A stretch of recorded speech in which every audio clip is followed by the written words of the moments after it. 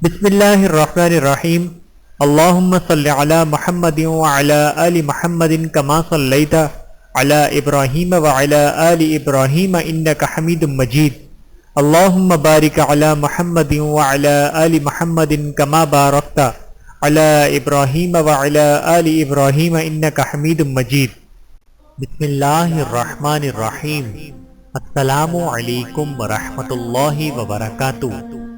ایک نو مسلم کی کرامت شیخ عبد الواحد بن زید رحمت اللہ فرماتے ہیں کہ ایک مرتبہ میں جہاز میں سوار تھا، تلاطم امواج سے جہاز ایک جزیرے میں جا پہنچا۔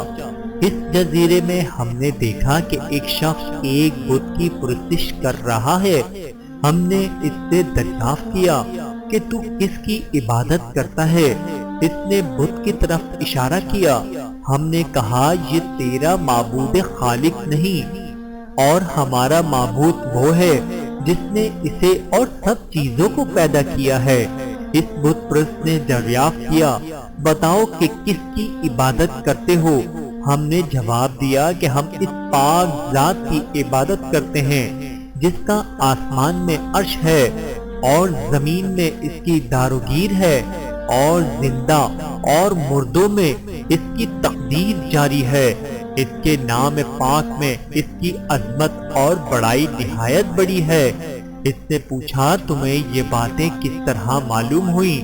ہم نے کہا اس بادشاہ حقیقی نے ہمارے پاس ایک سچے رسول کو بھیجا، ہمیں ہدایت کی۔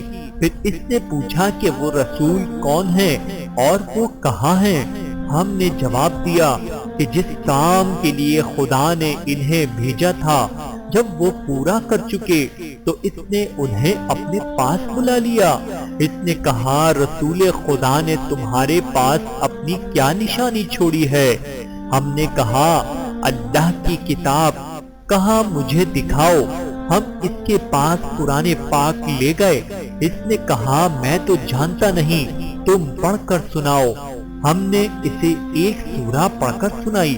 وہ سن کر روتا رہا اور کہنے لگا جس کا یہ کلام ہے اس کا حکم تو دل و جان سے ماننا چاہیے اور کسی طرح اس کی نافرمانی نہ کرنی چاہیے۔ پھر وہ مسلمان ہو گیا۔ ہم نے اسے دین کے کچھ احکام اور چند صورتیں سکھائیں۔ جب رات ہوئی اور ہم سب اپنے اپنے بچھونوں پر لیٹے رہے تو وہ بولا بھائیوں، یہ معبود جس کا تم نے مجھے پتہ اور صفات بتائی وہ سوتا بھی ہے۔ ہم نے کہا وہ سونے سے پاک ہے، وہ ہمیشہ زندہ و قائم ہے۔ اس نے کہا تم کیسے برے بندے ہو کہ تمہارا مولا نہیں سوتا اور تم سوتے ہو۔ اس کی یہ باتیں سن کر ہمیں بڑی حیرت ہوئی۔ مختصر یہ کہ ہم وہاں چند روز رہے۔ جب وہاں سے کوچ کا ارادہ ہوا اس نے کہا بھائیوں مجھے بھی ساتھ لے چلو۔ ہم نے قبول کر لیا۔ چلتے چلتے ہم آبادان پہنچے۔ میں نے اپنے یاروں سے کہا کہ یہ ابھی مسلمان ہوا ہے، اس کی کچھ مدد کرنی چاہیے۔ ہم سب نے چند درہم جمع کر کے اسے دکے دیے اور کہا کہ اسے اپنے خرچ میں لانا۔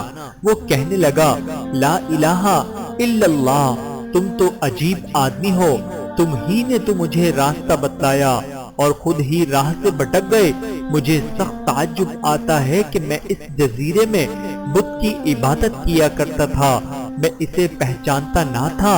اس وقت بھی اس نے مجھے ضائع نہیں کیا، پھر جب میں اسے جاننے لگا تو اب وہ مجھے کس طرح ضائع کر دے گا؟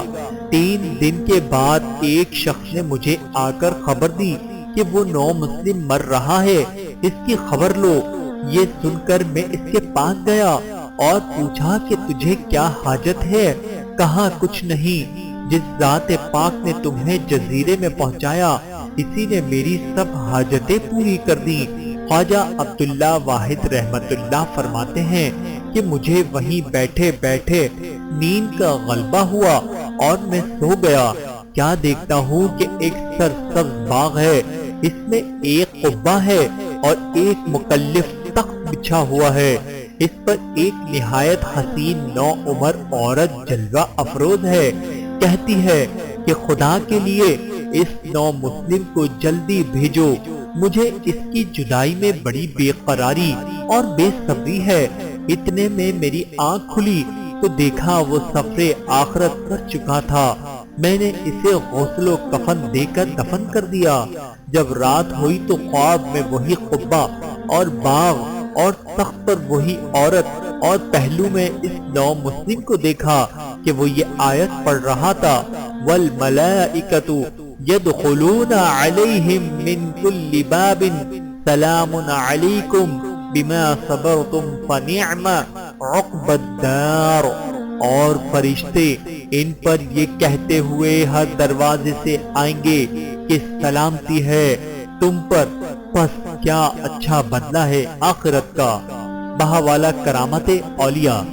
میرے محترم عزیزو، اس واقعے سے ہمیں سبق ملتا ہے کہ سچ ہے جب اللہ کی ذات پر صحیح یقین کامل ہو جائے تو دونوں جہانوں کی کامیابیاں مل جائیں۔ دعا ہے کہ اللہ تعالی ہم سب کو اس واقعے سے سبق حاصل کر کے اپنے یقین کو مضبوط کرنے کی توفیق عطا فرمائے۔ آمین ثم آمین یا رب العالمین۔